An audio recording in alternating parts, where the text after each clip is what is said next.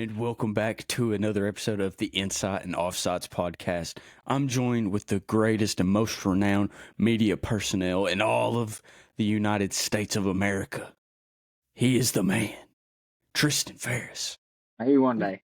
Far Maybe. from that moment, but thank you for having me. What you been into, man? It's being a dad. That's the only thing I've been into since the season ended. Not much news on the football front. Pretty quiet in that end of the house, other than Vince Merrill leaving. Yep. That was that's pretty big. But and then the basketball team looks like it's pretty stout. Practice has started, so things are picking back up slowly. Yeah, we've hit that like slow point in the sports world. I mean, you got baseball. I mean, the NBA Finals getting ready to wrap up, and then you've got baseball. And next month's probably when baseball hits its peak. Hey, if Caitlin Clark makes the WNBA playoffs, so that's gonna be a story. Yeah, they hate her. Angel Reese and the Me Bounds. Yeah, she trademarked it. Hey, I'm not even gonna lie. I hope she created it. Kind of like I don't remember. I remember watching ESPN, like the Boss. Yeah, he created the T-shirts, and he had the personality to like say all the trash. It was just a perfect business idea. So maybe she did the same thing. So if she did, I can't knock. Yeah, no doubt. But dude, it's so funny watching everybody go at Caitlin Clark. Like they just hate her, and it's like, dude, she is bringing viewers. 100%. It amazes me. I've never seen a sport like hate a figure that has brought more attention and will make them all much wealthier if they just embrace her than just the content. I don't understand it, but I'm not in the WNBA. I also thought a funny point while we're talking about it was a few weeks ago when the unfounded rumors of racism that they felt like they had to investigate, and then 24 hours later they're like it didn't exist. Well, because it was created from a random Twitter account.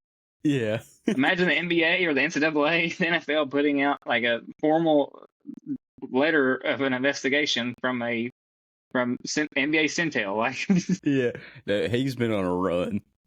He's tearing the WNBA fans up.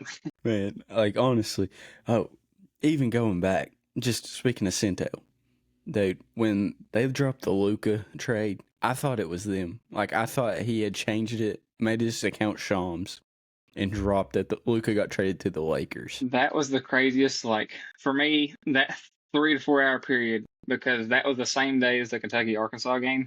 And so my mind was like totally wrapped up in that. And I was like 2 hours late to the news, and I get on my phone after like doing all the media stuff after the game. And I see the notifications, and I see like my group chats like flipping out about it. I was like, there's no way this really happened. And then I like turned to my wife, and we wrote back together, and I was like, dude, that may be like the biggest trade. And she's like, she doesn't understand sports as well as the average man. And I was like, I don't even know what I compared it to. I was like, that's just like, imagine like the biggest influencer that you could think of. Yeah. Just like goes and joins, like they're loved by everybody, and this gets canceled. Like, I think I feel bad for Luka, especially on the tax burden. Imagine going from Texas to LA. Yeah, that's a big jump. But yeah, when I saw that trade go through, I remember I texted the boys in the Cats Cut chat, and I was like, I'm glad that trade went down because nobody's going to talk about Arkansas beating Kentucky tomorrow. That was perfect timing. Reed Shepherd, he got the blunt of that loss, but but as far as Mark Pope and that team, they better be glad Luka got to send him a thank you card or something. Yeah, for sure. They all better have Luka jerseys or something. But yeah, speaking of Kentucky basketball, I mean, Pope has just went out and got a bunch of dogs for this squad. Who do you think was like the best recruit that we got or transfer, and who was your favorite? Or it could be the same person. So I'll give you two answers for best, because I think probably the most important. I really think Mohamed Diabate. Anytime you can get a guy from the SEC that has like SEC experience, but also is like just an all around glue guy that does not. He scored at Alabama, but the dude came off the bench. I don't know if the listeners are familiar with Alabama's hard hat philosophy they do in practice or whatever they call it, but he won hard hats like almost every day because the dude just grinds. So like in terms of like important piece, I like him just because anytime you can get a guy like that, that's awesome. I think the best piece you probably get. I mean, it's got to be, if you're just talking strictly potential, Jaden Quaintance. I mean, the dude, as long as he comes back healthy and has the same explosiveness and athleticism, then he's probably going to be a top 10, potentially top 5 pick, just depending how Yeah. high he gets that potential. But my favorite, I think it's got to be. I think it's got to be. Let me think about it. I really like Denzel Aberdeen. Yeah. I like the Trump introduction. I know I'm not trying to bring up politics or anything. Trump's got his own thing, but I do just think it's funny that he was introduced to the White House and the dude was just like, Aberdeen. I have a house in Aberdeen, and that was like kind of BBN. Yeah.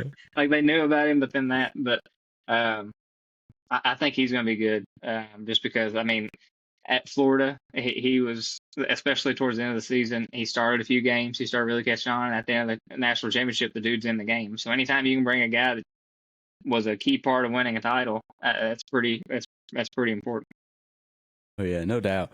And like I feel like this team, it's gonna be exciting. I mean, last year's team was fun because I mean, you knew you weren't gonna win a natty, but it was just a fun team to watch. But it had its holes. Like I felt like we couldn't rebound really well, and like we would get soft on the defensive side of the ball sometimes, and sometimes it'd be great on defense. It was just kind of according to matchups. But I feel like in this offseason period, Pope went out and he addressed on paper, according to last year's stats, he addressed about every need we had from the current basketball team. 100%. So if you just think about the biggest, I mean, it's probably athleticism. You never really had a guy like that could go get his own on a consistent basis. Obviously, Ortega had his moments, Jackson Robinson has moments, Kobe Bryant had his moments, but on a consistent basis, you just didn't have a guy that could go get you 3 buckets in 3 or 4 minutes. So that was key, especially athleticism. But I mean, just look at the depth. The dude was tired of having to going through point guard after every game. And so depth should not be a concern, knock on wood, this season. If you have 14 players and you're having to go and play the 13th, 14th guy, it's going to be bad. But yeah, and I think the biggest thing with this team, last year, a lot of people didn't know what to expect just because you get all these guys from every part of the country, Drexel, San Diego State, and obviously you kind of know their backgrounds, but where are they going to be together? This time you have some guys with some pedigree that you've heard of. So, I mean, Jaden Quaintance was a former Kentucky commit, and he was probably the best defensive player in the country as a freshman last year, just in terms of impacts on blocking and rebounding and his physicality. And then you go get a guy that's fresh off a national title. And then you go get a guy that's been a part of Alabama the last 2 years. So I think the biggest thing with this team is the starting bar is a lot higher.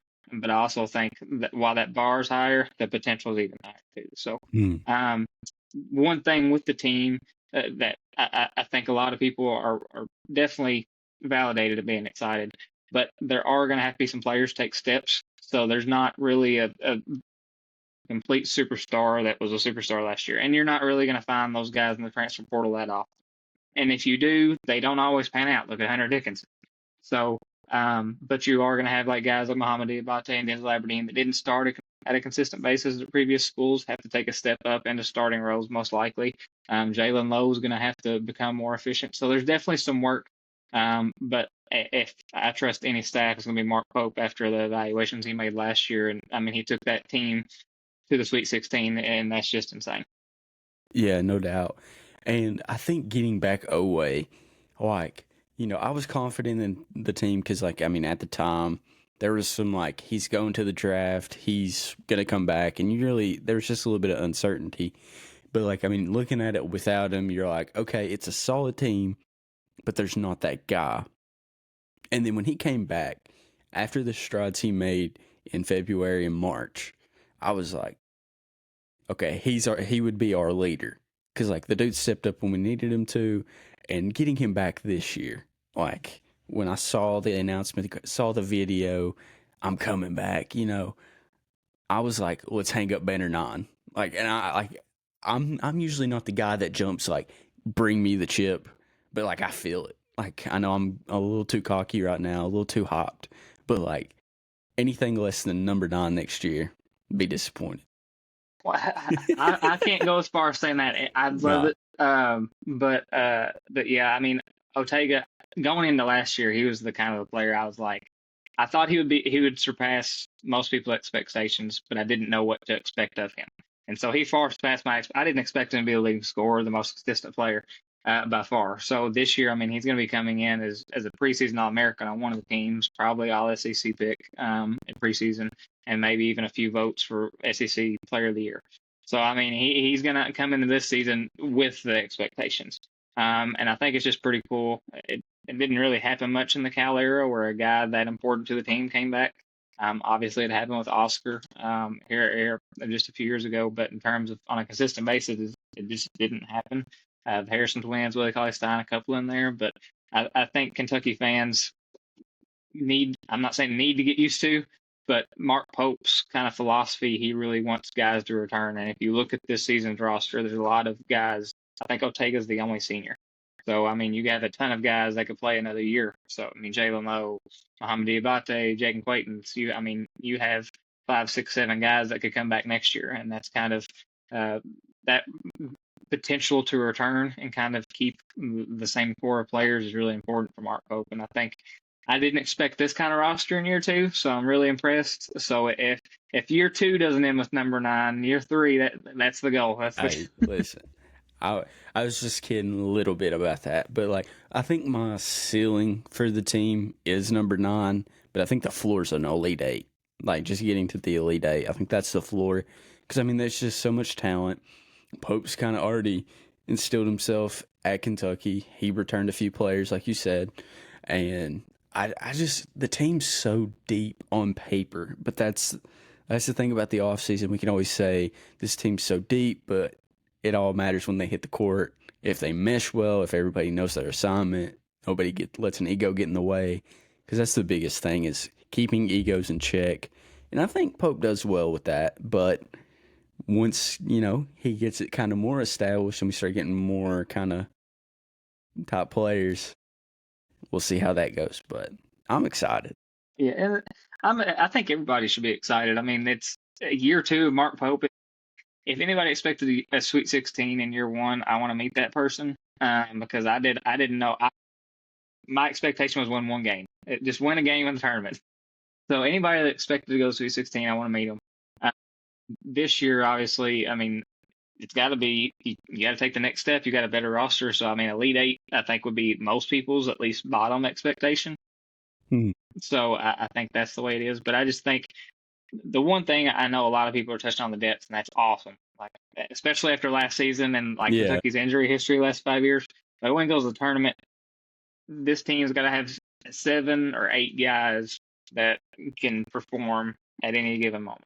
And so that's what it's going to come down to if this team's going to make a deep run, is because in the tournament, Mark Pope, he does play more. He kind of balances out the minutes more than most coaches would. He likes kind of keeping guys between that 25 and 30-minute mark.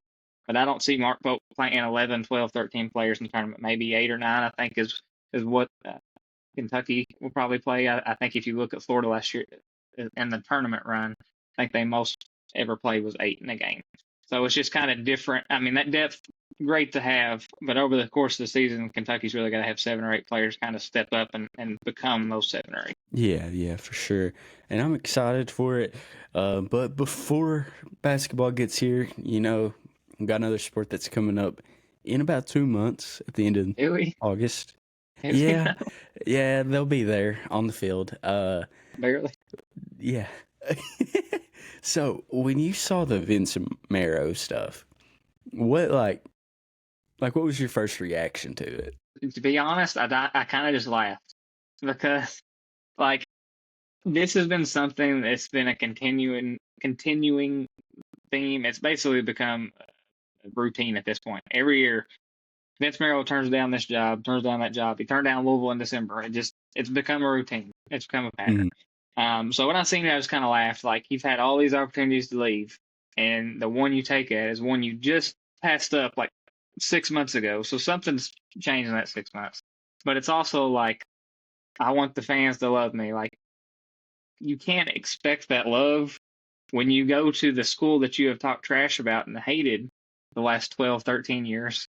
Yeah. And then you want them to feel differently than you do, even though they've been part of this fan base for 20, 30 years.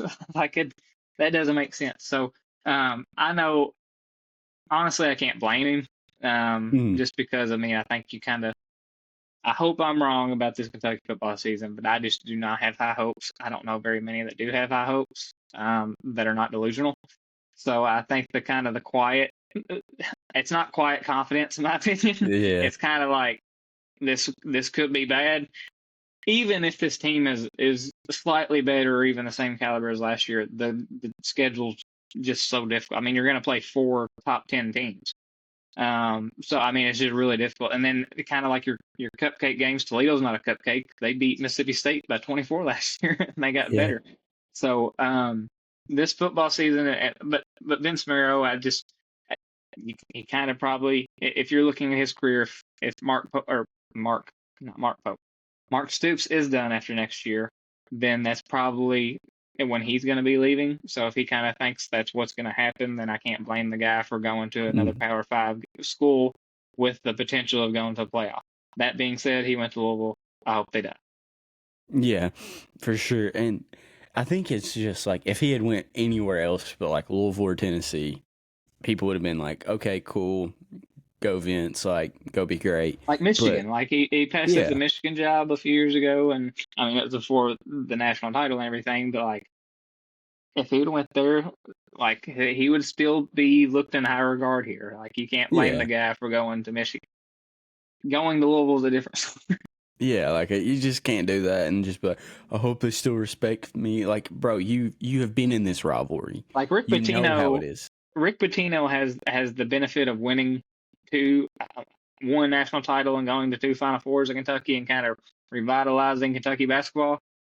Vince Marrow helped rebuild Kentucky football, but we never won anything.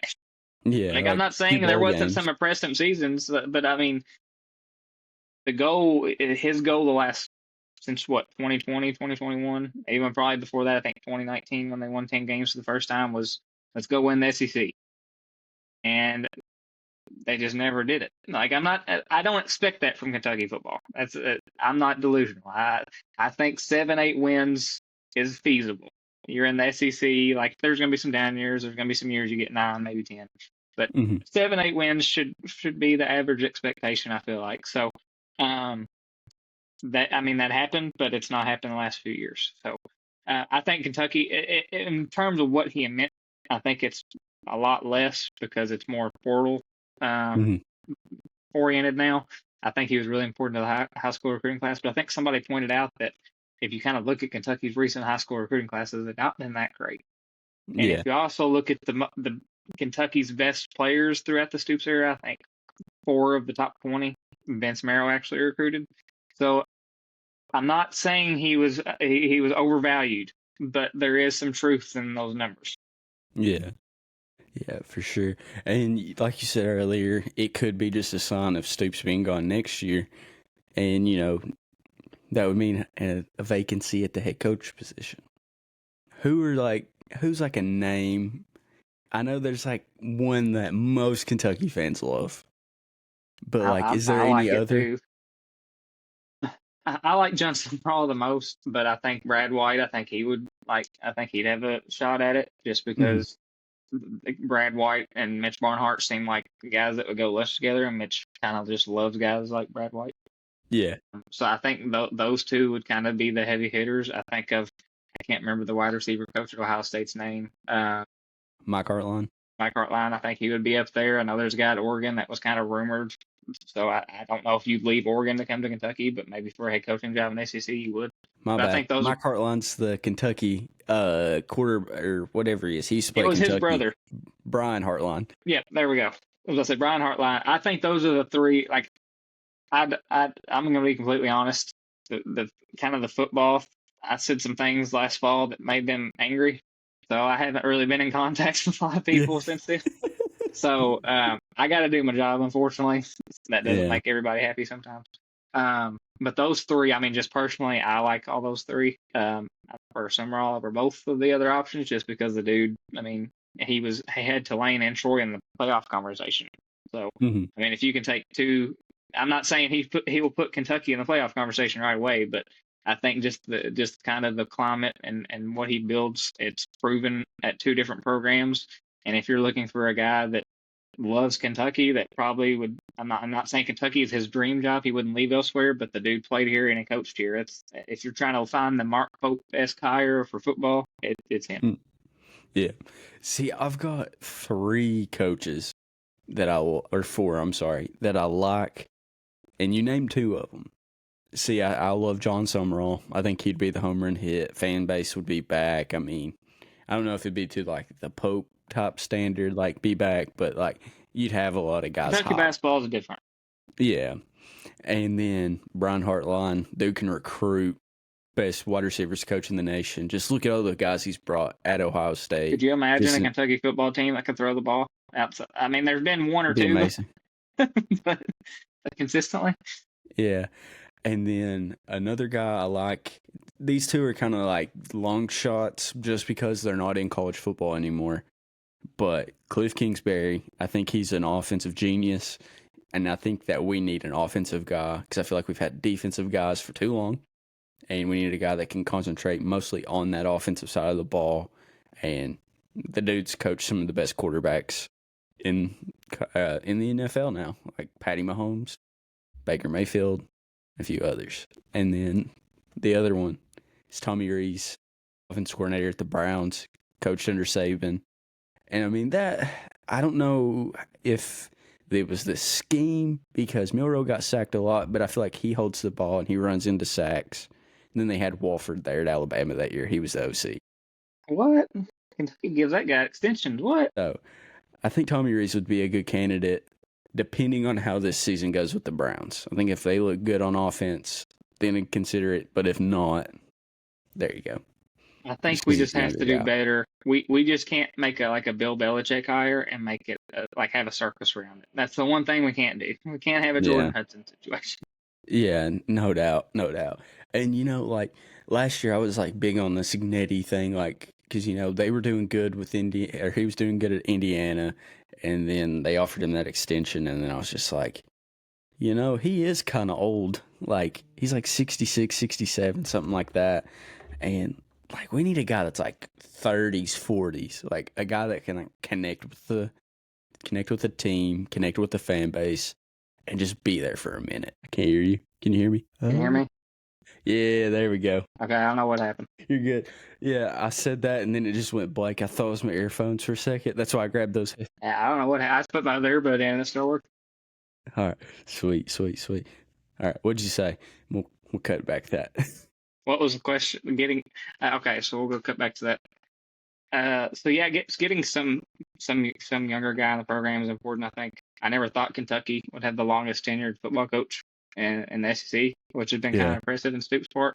But definitely getting some new life. When you do, you want to get somebody young, somebody that's going to stick around for a while, and you got to take a shot at somebody because Kentucky football is not going to go get the top of the top. So you're not going to go get Nick Saban. So you're definitely going to have to take a shot at somebody that's a little bit unproven. But Mark Stoops worked out for the most part here until the last few years. But I think the NIL era and stuff, you got to find somebody that can handle that well, or at least build a staff around him. Yep, for sure. And before we end this episode, Tristan, give me your top 5 Kentucky athletes across any sport. Across any sport ever? Ever. Okay. Lynn Bowden's up there because that dude, I don't think it gets talked about enough. Everybody knew that guy was running the football. And he's still, that Kentucky team went 8-4. And honestly, they could have went higher if he played quarterback the other games, probably. It's insane. So I think he's definitely up there. Let's see here. Just like, this is probably like a deep cut. I don't know if anybody remembers Matt Pilgrim, Kentucky basketball player under Billy Gillespie, who shortly left the program. Or no, he was at Cal. He was one of Cal guys when he first got here. I went to Kentucky basketball camp, and as a 12-year-old, I had never seen a guy with an 8-pack in my entire life. That dude looked like he looked like Superman to me. I was like, he was like out physicaling DeMarcus Cousins at times. Like, I mean, it was crazy. I know he didn't play for Kentucky, Yeah. but I'm deep cutting there. I'll put him in there. Okay. I think Sydney McLaughlin. I mean, the woman is the fastest woman on earth right now, in her events. So you got to put her up there. Just impressive Olympic athlete. Let's see here. So that gives me 2 left. Yeah, it's tough to pick. Just 5. It's tough. I know, because you got. I mean, Kentucky's been good in basketball for so long, but I mean, I don't necessarily consider like those guys the top of the top athletes. When I mean, Anthony Davis is crazy. Let's see here. Who's your 5? While I think. Who's my 5? Who's your 5? While I think. Put me on the spot.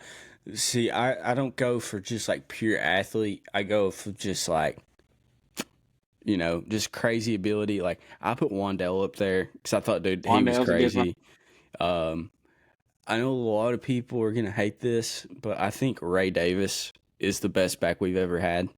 I think he's better than Benny because I think if we had Ray Davis that offensive line with the offensive line and for a duration, like all 4 years, I think he breaks that record too. Davis for sure.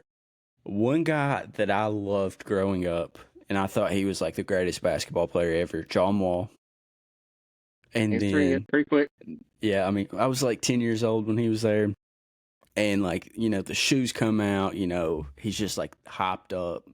And when you're real young, any guy that's hopped up like that, you're like, oh, the greatest guy ever to play basketball. So a 10-year-old me probably would have took John Wall over Jordan or LeBron. Wearing the Reebok Zig-Tex. Oh, dude, if you didn't have those, you weren't cool. If you didn't have those Reeboks, you weren't cool. And then probably for the 5th one, I'm gonna go Jagger Burton. He's a cornerstone of this football team. So that's a solid 5th right there. I don't know how I can beat that one. He's the building While I was thinking block. though, I did think about Malik Monk. That dude had bounce out of the gym, was very quick. No doubt. So I'd have to pick him. Aaron Fox would be a good one, but I don't want to pick his teammate. I mean, that guy, I think he might have been quicker than John Wall, just in terms of if you're talking end-to-end speed. Yeah, for sure. Probably the quickest guy that Kentucky basketball's ever had. But I'll probably go Wandale. That was a really good one, just because, I mean, that dude, it's almost similar to Lynn Bowden. I mean, they knew the ball was going to him. He'd still found a way to make a play. So, and he was like 5'8" and running through linebackers. Yeah, and in that Iowa game, that last drive, that'll forever be my memory of Wandale Robinson. Now, all those 5 are very recently biased. I'm not putting any guys from the 70s or 80s or 90s in there, because I was not until 98. I feel that. I feel that. But Tristan, thank you so much for hopping on. It's been great. Go ahead and plug all your stuff real quick, just for the listeners. Yeah, you guys can follow me on Twitter, Facebook, Tristan Uda, Kentucky Insider, Sea Blue. Follow me on there. It's going to be a fun summer. Maybe a not so fun entry to fall, but hopefully by the end of fall and the winter, basketball will pick it up. And maybe there'll be some news in December. Yep. And thank you guys for tuning in. And as always, God bless. See you guys.